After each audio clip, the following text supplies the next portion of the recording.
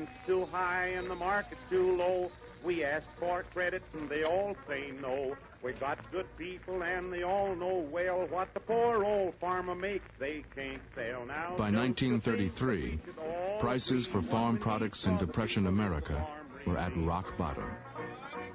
In the South, because of overproduction, cotton growers lost money on every acre they planted. I remember my grandfather saying that he knew at the start of the year he was going to lose $50,000. The landlords were going broke. $50,000 in those days was a lot of money. In the plantation system, trouble at the top was often read on the faces of people at the bottom. The tenant farmers who worked someone else's land with their own mules, tools, and seed paid 1/4 of their cotton crop as rent. And further down the ladder, the sharecroppers, who could furnish nothing but their labor, paid fully half their crop as rent. All the renters, poor blacks and poor whites, were part of a system that had replaced slavery after the Civil War. When I was a child, I started working in the field at 8. And you didn't go to school until the season was over for the crop. They would have 2 months in July and August you could go to school. Then you had to stop and work until about the last of December or the 1st of January. When I started working, it was cotton picking time. I had to pick 100 pounds of cotton in one day. Sharecroppers had no voice. You made your crop, you gathered it, and when it was all in, the boss told you how much cotton you made and how much money you owed and how much you got, if any. You didn't figure with the boss. Your pencil didn't count. He did all the figuring. And when he got through, you would say, yes, sir. I'll take it.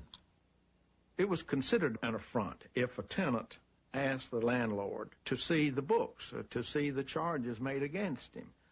It was a challenge to the landlord's integrity. And, of course, there were many wrongs committed by landlords who would doctor the books to see that the amount charged would certainly take care of all that the tenant had coming. Sharecropping's all right, provided the sharecropper finds the right land, the right land. My experience is 9 times out of 10, he finds the wrong man, the wrong land. That being the case, he just can't make a living to save his life. Raggedy, raggedy are we, just as raggedy can be. We don't get nothing for our labor, so raggedy, raggedy are we. Hungry, hungry are we, just as hungry can be. We don't get nothing for our labor, so hungry, hungry are we. The myth is that the landlords, if they hadn't been so stingy, so cruel, so mean, the sharecroppers would have had a very happy, idyllic life. They could have lived well. It's just not true. Everybody. The Great Depression was destroying the whole rural economy. The Agricultural Adjustment Act, or AAA, was President Roosevelt's program to save America's farms. They're plowing up cotton instead of picking it down Dixie way as a part of President Roosevelt's stupendous program to stop excessive production and boost prices. These mules, long trained to walk between the plants, are now driven right over them. 700,000 farms in 16 states are destroying 9 million acres of the fluffy stuff. In return, the government is distributing $120 million to the cotton planters to compensate them for waste land. Happy days. In the first year of Roosevelt's crop reduction program, the AAA signed over 1 million contracts with cotton farmers. In the South, the government issued checks directly to the planters and landlords, who were then supposed to share their payments with their tenants and sharecroppers. The landowners were pleased. They thought it was, well, without it, they'd gone broke. So they were very pleased with it, and it worked fine with them. Tenants would say they were unhappy. They didn't think that they were getting their fair share. And, of course, those a little lower down, the sharecroppers, thought they just were gouged. They didn't get anything. The sharecroppers found an advocate in Socialist Party leader Norman Thomas, who accused Roosevelt's New Deal of favoring the rich over the poor. In the small delta town of Tyronza, Arkansas, Thomas met with fellow socialists Clay East, who ran a local gas station, and H.L. Mitchell, owner of a dry cleaning business. In February of 1934, Norman Thomas paid a visit to Arkansas and saw the conditions of what was happening to the people, and he advised Clay East and I to help the sharecroppers form an organization of their own to fight for their rights under the Agricultural Adjustment Act. In July 1934, East and Mitchell called a secret meeting at the Sunnyside Schoolhouse, 3 miles outside of Tyronza. 18 men attended, 11 white, 7 black. One man, Mitch told me, got up, a white man, who said that he had belonged to the Ku Klux Klan in the past, and that, however, he felt that this was a situation where they were all in this together, and there wasn't any way to get out except together, and he was all for having a union of black and white sharecroppers. The men knew they were risking their lives.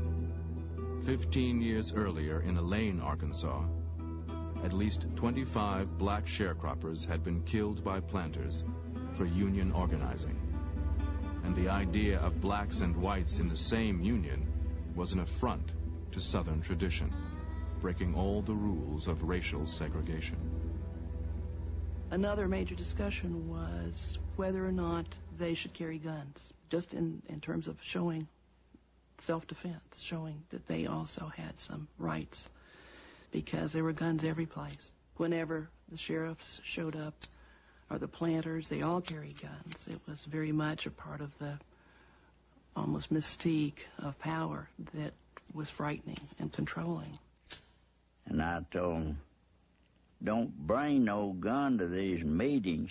I said, if we start that stuff, that we don't stand a chance in the world. They'd send a militia in here, anybody, and just don't think about fighting back. So actually, I was strictly against it. Soon after the first meeting, H.L. Mitchell went public and incorporated the Southern Tenant Farmers Union, the STFU. Retaliation was almost immediate. In a move to stop the new union, many towns in the Arkansas Delta passed ordinances against public gatherings. When we met at night, we were so afraid until we had watchmen out. There would be always 3 or 4 men, depending on the size of the place where we met. Sometimes we met in homes, and they would be out watching to see if any strange person would come up, and they'd have a way of giving us signals. And if they did, we would be having us either Bible study class. If not that, we'd be playing a friendly card game. If it was a card game, they'd stand there and watch for a while. And maybe, if it was good moonshine whiskey, they'd take a drink or two. You niggas make sure y'all don't have no union going on around here. As long as y'all doing this is all right. They didn't know what we were really doing. They didn't know we were organizing a union. So in some cases, they helped us by saying, go ahead, as long as you just do what you do. All through the fall of 1934, STFU organizers continued the dangerous work of recruiting. By year's end, the union claimed more than 1,000 members. Planters responded by evicting those suspected of union activity. In early 1935, H.L. Mitchell and 4 other union members met with Secretary of Agriculture Henry Wallace to ask him to stop the evictions and to see to it that the tenants and sharecroppers received their share of the government payments. Mitch was very much disappointed because Wallace had sided in with the planter-type boys, and we figured that he would side with us and maybe give us some help. But he didn't. He was against us. Some new dealers in the Department of Agriculture did side with the STFU. Their efforts to help the sharecroppers forced a showdown within the AAA. Well, one of the reasons we were fired is because Jerome Frank, Lee Pressman, and some of the rest of us tried to see to it that these sharecroppers got something approaching a square deal. In darn near half the cases, maybe more, the sharecroppers didn't get a nickel of the benefit payments. The landlords pocketed them all. But actually, back of it is politics. It would be political suicide to go against the planters. They're the Democrats who have the real power in the Cotton South. One of the most powerful Democrats was Arkansas Senator Joseph Robinson, who had helped pass much of Roosevelt's New Deal legislation. He was really the representative of the vested interests, the utility group, the large landowners, the banks. Now, if you were a person that didn't have any money, like a sharecropper, what the heck, he didn't care about him. That sharecropper didn't vote. You have to remember that in those days, we voted by registration, and you had to buy a poll tax, and you had to pay $1 for it. Sharecropper didn't have $1 to spend on it. In June 1935, the New Deal Congress passed the Wagner Act. Hailed as a milestone for labor, it offered federal protection for the right to organize unions. But planters convinced Congress to exclude agricultural workers. With STFU members denied federal protection, the landlords continued their campaign of terror. Intimidation took many forms. If it happened after dark, the perpetrators were always called night riders. My mother and father were made to lie down on their front porch by a man with a shotgun and held there almost until dawn as punishment and intimidation. Families of the organizers were very precariously situated. Many times their homes were shot up. Bullets would fly through, people would crash to the floor. The threat of violence was always present. They came in with shotguns and strops and pistols, and they did what they figured it would take to do to break up the Union. Certainly in my part of the South, the union organizers had no one to turn to in terms of government. Certainly they couldn't have turned to the county sheriff, to the town marshal, to the state government, not at that time. And so far as the federal power is concerned, it's been explained to me very clearly, over and over again, the vacuum that they felt, that there was no federal presence here. Convinced they had to move forward alone, STFU members called a cotton pickers strike for higher wages during the fall of 1935. Let them throw us in jail if they want to. We'll fill every jail in Arkansas. But get off the fields and stay off until the bosses give in.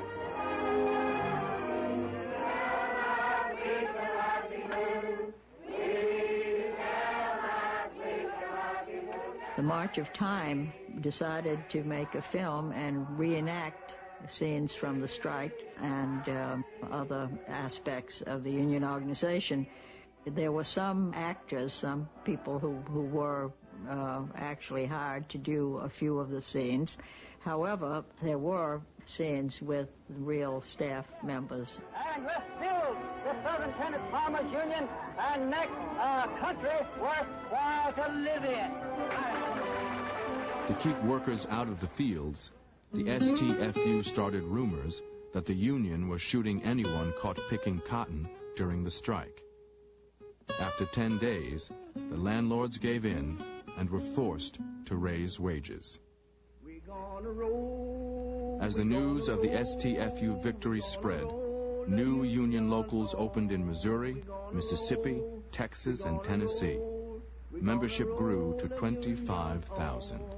If the planter's in the way, we're gonna roll it over him, gonna roll it over him, gonna roll it over him. If the planter's in the way, we're gonna roll it over him, gonna roll the union on. The STFU victory was short-lived. In December 1935, plantation owner C.H. Dibble ordered 100 union members off his land. They start at one house and they keep going from house to house until they get a wagon load. Then they'd carry it, dump it out on the road, and come back and get another load. We got finished about first dark. Everybody's furniture was together, and you had to ramble through everything to try to find yours. And one day, a car came by, man got out and put a package in a paper bag on a table and got back in the car and sped away. Then one of the men walked up to the table and he picked up the package, and when he opened it up, there were about 6 or 8 sticks of dynamite in there, and it had a note attached. And the note said, "Mr. Nigger, take your woman and your children and get out of here, or we're going to blow you up." On January 16th, when evicted sharecroppers gathered at a church near Earle, Arkansas, 2 local law officers broke into the meeting. They shot 2 men in the back and beat another unconscious. The next day, evicted families defiantly met again, this time with the Reverend Howard Kester and union attorney Herman Goldberger. It was jammed with men, women, and children. And I gathered 300 or 400, as I recall, people packed in that church. And through the back doors of the church burst a crowd of men with guns, about 13 or 14 of them, as I recall. And they stormed the building. And people were so terrified that they came out of the windows, taking sash and glass and all with them. I saw them strike people. I saw them strike one old man. I vividly remember that. People were just running and getting away as fast as they could. And then 2 men came out, one on each side of Kester and Goldberger, and brought them to the car, put them in it, got on the running board. My father drove where they told him to, of course, out in the woods.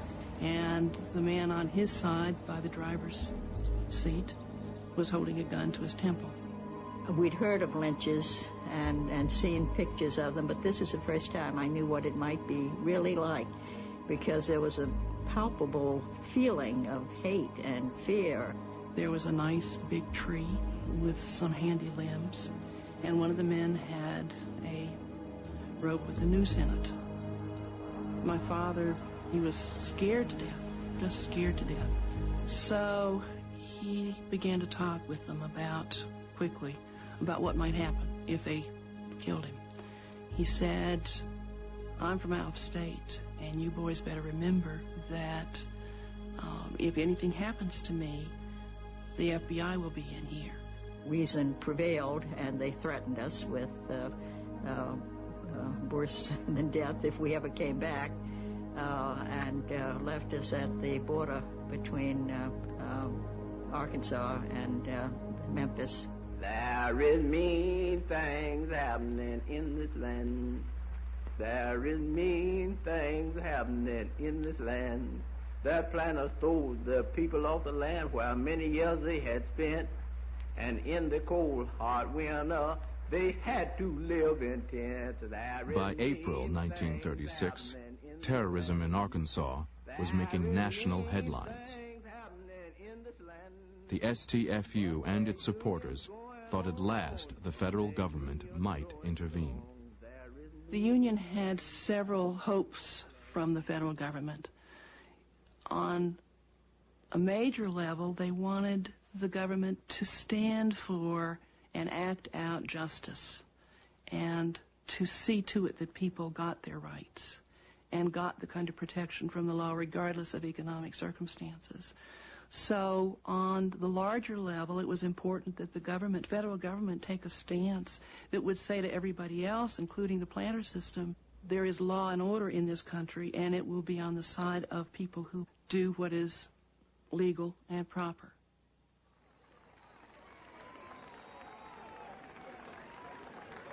Union members, still under attack, now asked for a meeting with President Roosevelt during his June 10th trip to Little Rock. Coming up your prow, my friends of Arkansas, for me this has been a glorious day, and this is a splendid climax. In the past, Roosevelt had privately urged Arkansas leaders to end the violence against the croppers.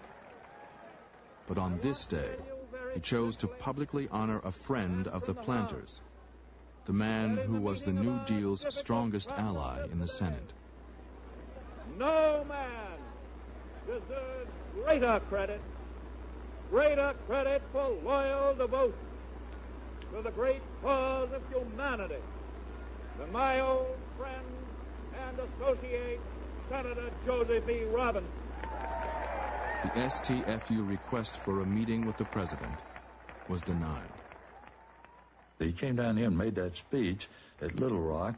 Norman Thomas had tried his best to persuade him to espouse the cause of the sharecropper and tenant union outfit. He ignored that altogether. His contribution to the welfare of the poor people in Arkansas, the sharecropper, the one that was starving and needed, was just maybe from 1 to 10, possibly he'd registered 2. He really wasn't interested in them. He was interested in where the power was. He was a politician, one of the best we ever had.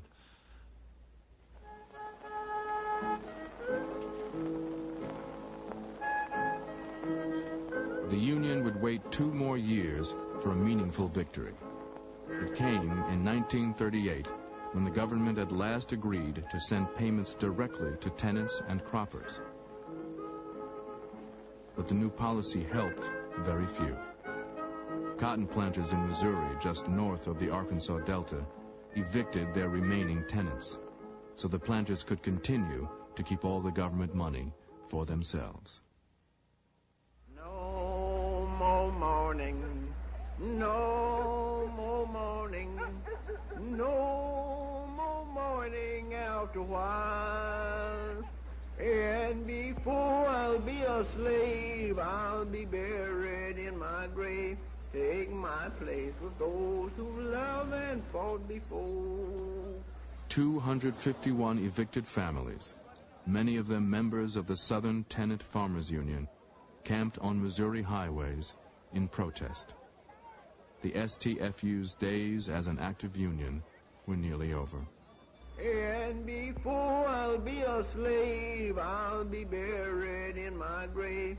Take my place with those who love and fought before.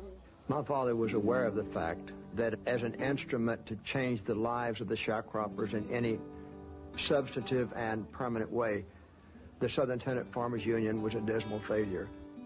But he believed that it taught all those people who were involved in it 2 very important lessons. One, that they could fight, and with dignity. And 2, that blacks and whites could fight together.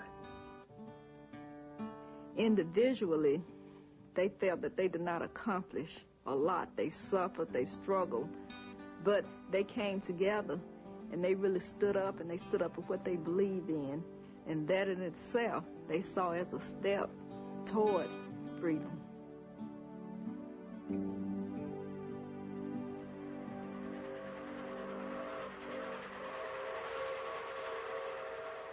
New Deal democracy faced a different kind of test in the steel towns of the North.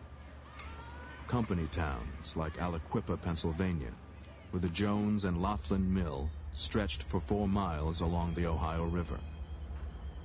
In the midst of the Depression, with millions unemployed nationwide, J&L provided jobs for a town it had literally built and owned.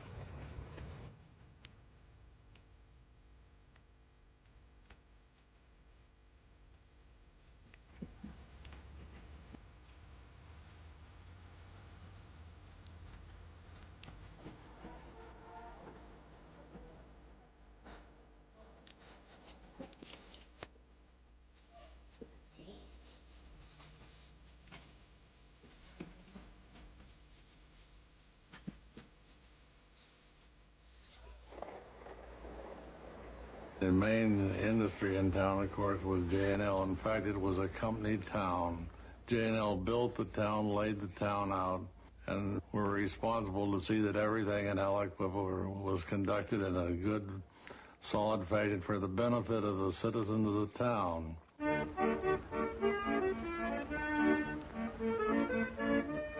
Aliquippa people used to pour in from all over the world. Immigrants from Italy, Serbians, Yugoslavians, Irish people, blacks from down south would come up, work in the steel mills. And the town was one of the busiest towns in western Pennsylvania.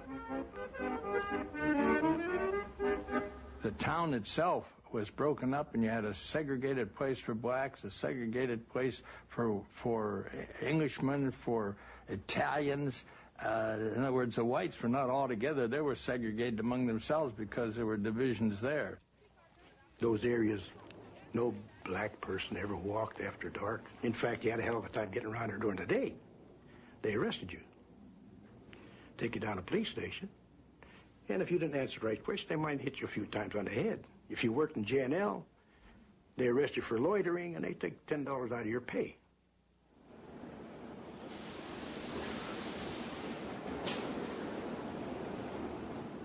To work at J&L's Aliquippa mill, people had to follow rules established by Tom Girdler, who in the 1920s had been superintendent and later president of the company.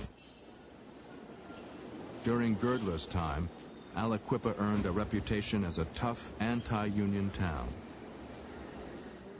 He worked closely with the local Republican Party machine and police to establish what he called a benevolent dictatorship. The company, Jones & Laughlin Steel Corporation, operated a very strict policy of control, of thought control, and of human activity control. And George Izowski was a specific case where he was committed to an insane asylum in western Pennsylvania because he was attempting to unionize the steel workers. They were the controlling power because they had the jobs. They had the say-so over everything. And there was nothing that people could do, unless they really wanted to take a chance at losing their jobs.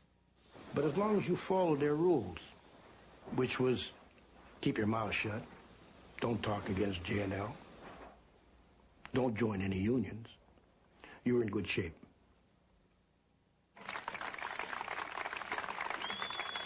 In 1933, Roosevelt's National Recovery Act recognized the right of industrial workers to form unions.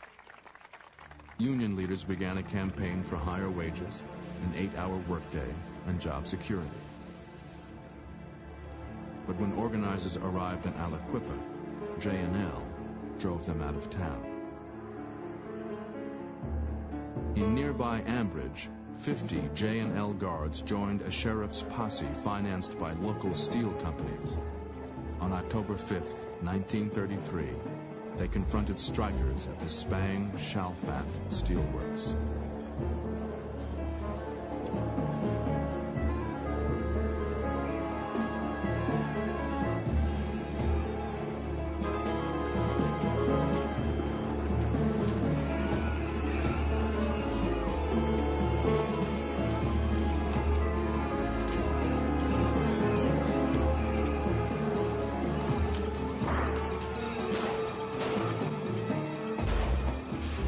One man was killed, 20 wounded.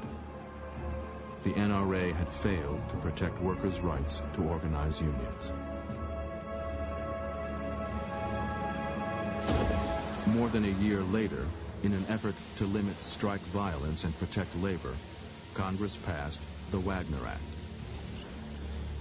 Although it did not cover farm workers, it promoted collective bargaining in the industrial workplace and gave the National Labor Relations Board the power to stop unfair labor practices by employers.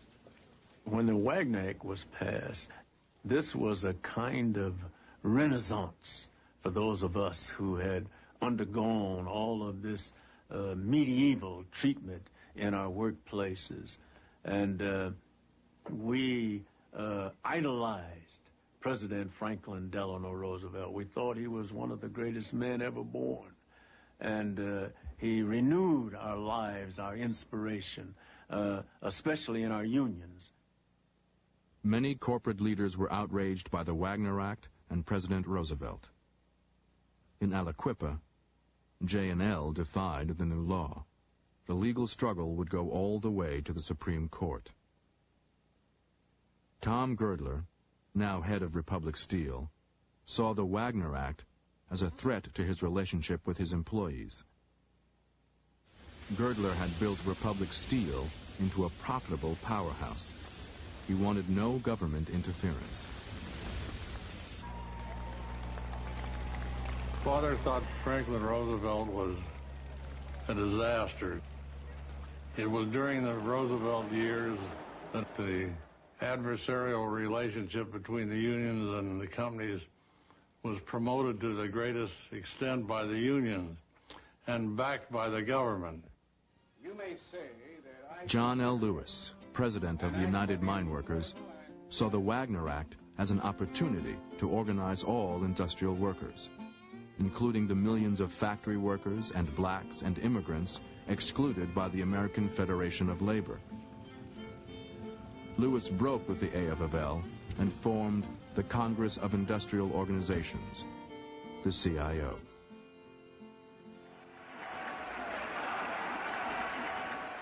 The workers of this country want representation. They want organization. They want participation. They want protection. They want employment. And they're going to have those things through the leadership and the instrumentality of this new labor movement that you're forging. There is power in the hand of working folks when they stand hand in hand. That's the power that was doing everything. One industrial union grand. John L. Lewis's main target was the steel industry, the citadel of anti-unionism. Steel underlay the whole industrial American operation. At the time when we were a country of smokestack industry, we needed steel to make the automobiles. We needed steel for all the purposes of industry. If there was no steel, there was no industry. This was the heart of the matter. In June 1936, Lewis formed the Steel Workers Organizing Committee, SWOC. The CIO pledged $500,000 to begin the battle with the steel companies. Lewis chose Phil Murray, vice president of the mine workers, to head SWOC. Murray broke with tradition by including blacks and communists on his organizing team. There was a ferment that's hard to imagine. People ran out of cards. You know, you went out to organize, you didn't have to plead with people and convince them. They grabbed the cards. They were ready. They'd been long ready. This was the Depression. They wanted something done. I never attended a union meeting before, and there was an outside guard. And this guard asked me where I was going. I said, "Is this a meeting of 1014? He said, "Yeah."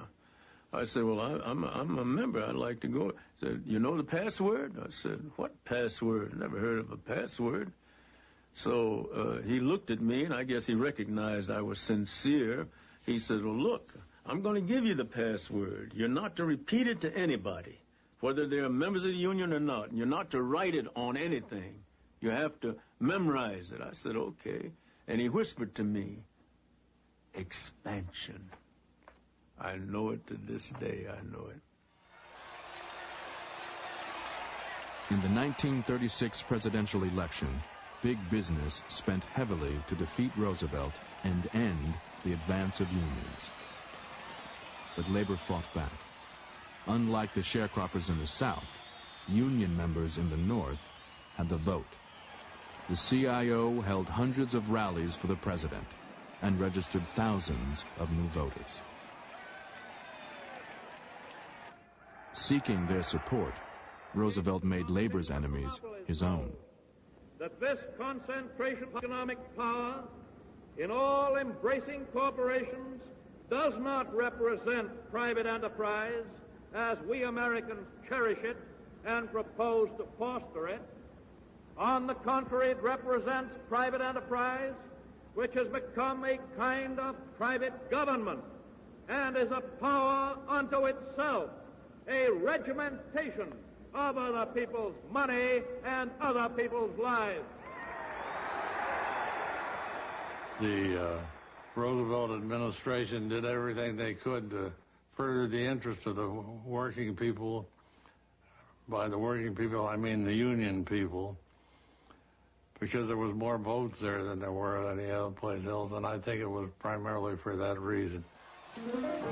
2 months after Roosevelt's landslide victory, John L. Lewis began secret negotiations with Myron Taylor, chairman of America's biggest steel corporation, U.S. Steel. Taylor had watched CIO sit-down strikers win union recognition after stopping production at General Motors. He did not want to risk a production shutdown at U.S. Steel.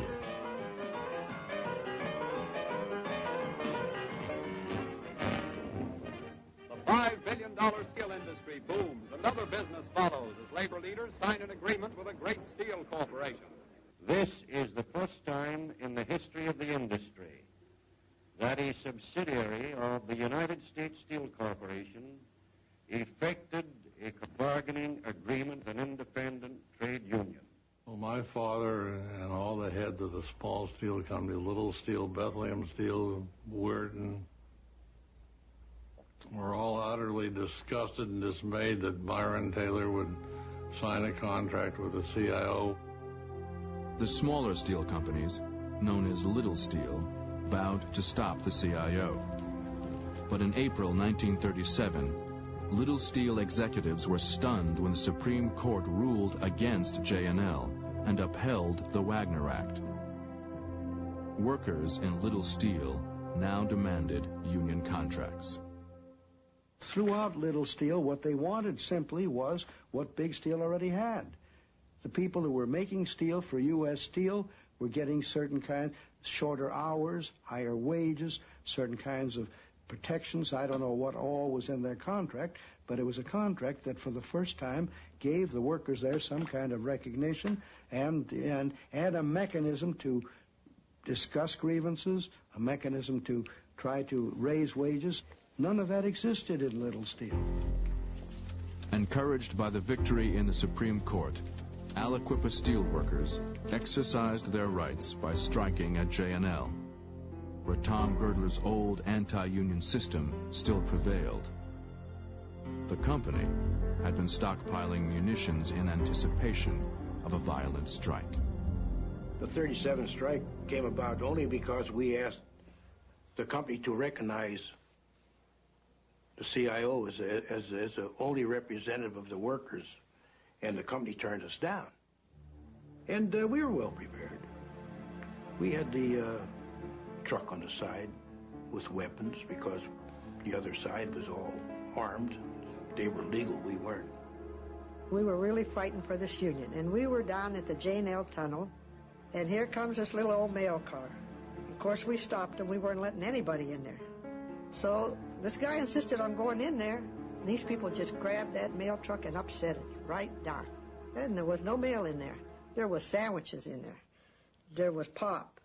There was stuff for them to eat and keep staying. Them little stoolies that was working for J&L got to stay in the mill as long as they wanted, as long as they could feed them. They didn't care. They were paying them to stay in there. If you were in a house and somebody came along and stood at the front door with a gun and said, "You can't get out," you'd say somebody was invading your privacy, invading your rights. In effect, that's what the unions did. They blockaded the entrance to the plant so that the people who were in there, that stayed in there, couldn't get out, couldn't get food, couldn't get mail, couldn't get to home to see their family. On the second day of the strike, Pennsylvania Governor George Earle asked to inspect the mill accompanied by strike leader Joe Timko. The message was clear. The governor would not tolerate a repeat of the shootings at Ambridge. That same day, Timko was called to J&L's Pittsburgh office. And they gave us what we wanted. That was their right to vote for the union of our choice. SWAC won the election supervised by the National Labor Relations Board and negotiated an agreement stronger than the one at U.S. Steel. Oh, boy, tell me about it. We were really, really happy. We had a parade. I'll tell you, that street was loaded with people going up the street, celebrating, hollering, and screaming. That was the best day of our life, I'll tell you.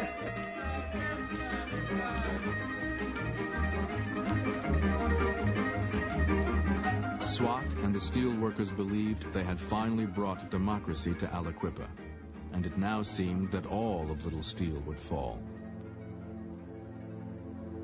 Tom Girdler saw events in Aliquippa as a direct threat to the rights of management.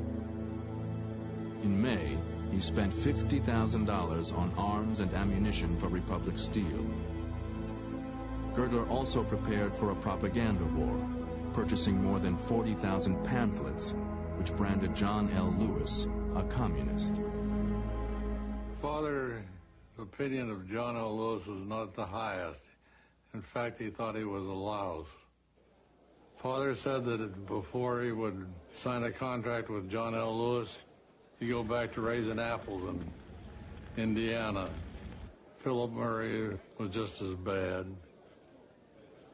The Republic cannot and will not enter into a contract, oral or written, with an irresponsible party, and the CIO, as presently constituted, is utterly irresponsible. Therefore, any discussion of this subject is futile. On May 26th, SWAC called a nationwide strike against Little Steel. The next day, Little Steel picked Tom Girdler to lead their anti-union fight. But workers believed that even Girdler could be defeated. In a show of confidence, SWAC called a Memorial Day rally in a field near Girdler's Republic Mill in South Chicago. We came out there and it was a gorgeous day, absolutely a beautiful day. People came out there like a picnic. We're going to support the steel workers and we're going to enjoy a picnic day with our families. And it looked like God shone on that idea. And at the end of whatever little party they had, someone said, look, let's go to the plant and set up a picket line. And they started walking towards the plant. And people were talking and holding hands, and the children were being carried by their fathers on their shoulders. I mean, everybody was singing and joyful and very optimistic, and a feeling that we're going to win this. We're really going to win it. As we came closer to the mill, the walking slowed a bit. Now, I wasn't way up in the front line, but I wasn't very far back either. And what was happening there is that the mill was completely surrounded by cordons of police.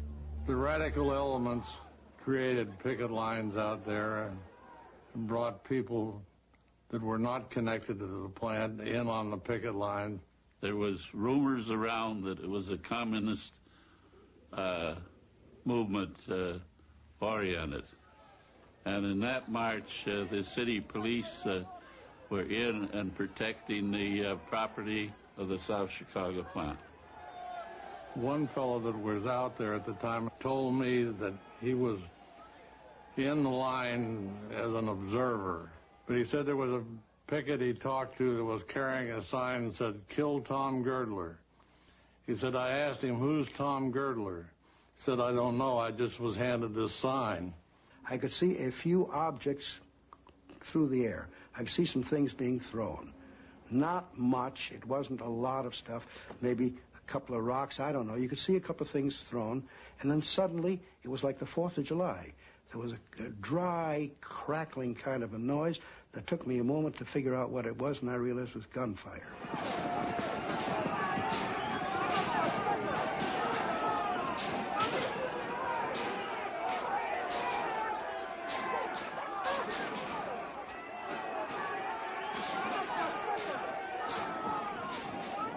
as the line was pushing back, I was knocked down. And then a whole number of people were piled up on top of me. And I could barely breathe. And when the shooting finally stopped, and the silence prevailed, I looked around, and I saw a battlefield.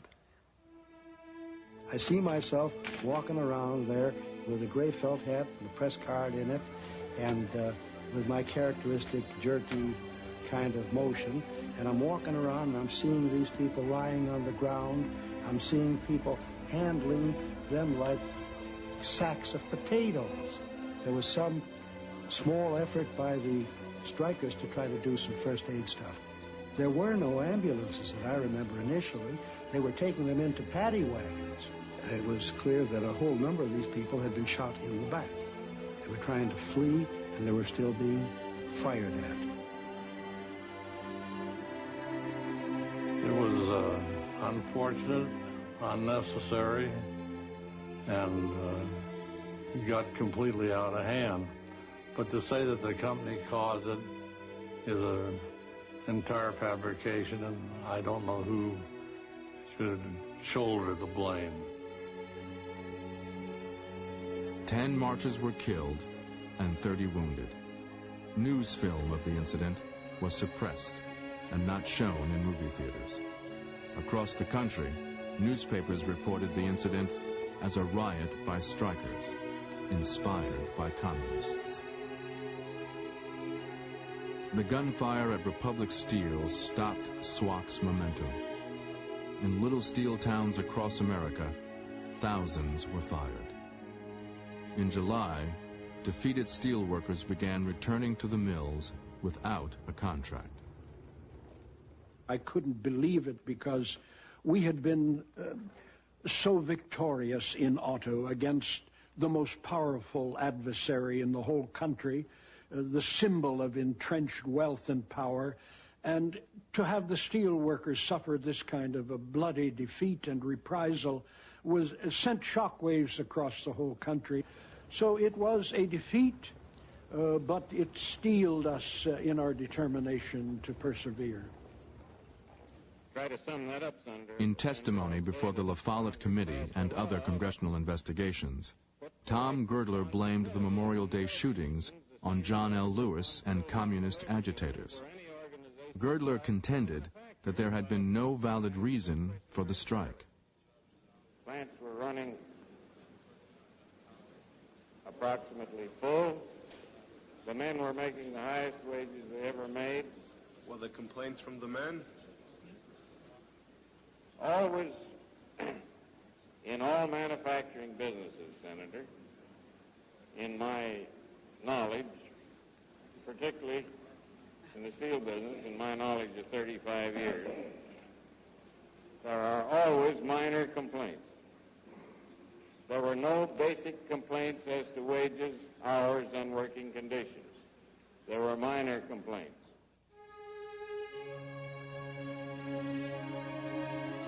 When the suppressed news film was finally shown to the La Follette Committee, it offered proof that the Memorial Day incident was not a riot by strikers.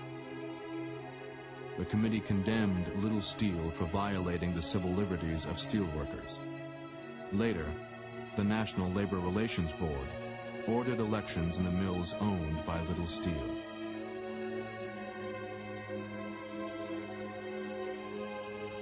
SWAC won every election, including the one at Girdler's South Chicago mill.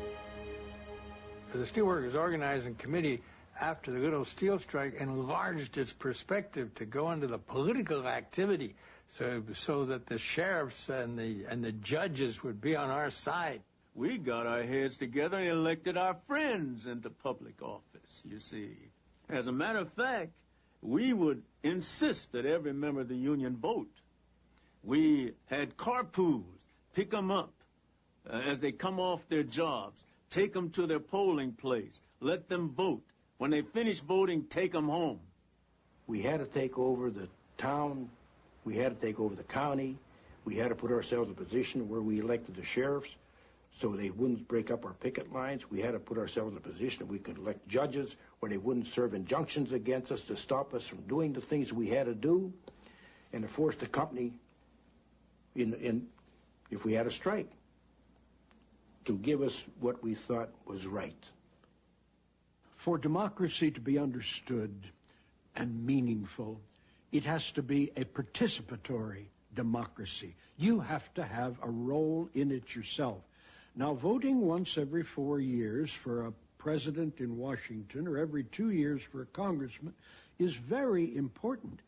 But it is equally, if not more important, to be able to participate in determining under what circumstances you will sweat it out every day in the shop for 8 or 10 hours and what you'll be paid for it, and when you're too old to work and too young to die, whether you'll have a little something to take care of you.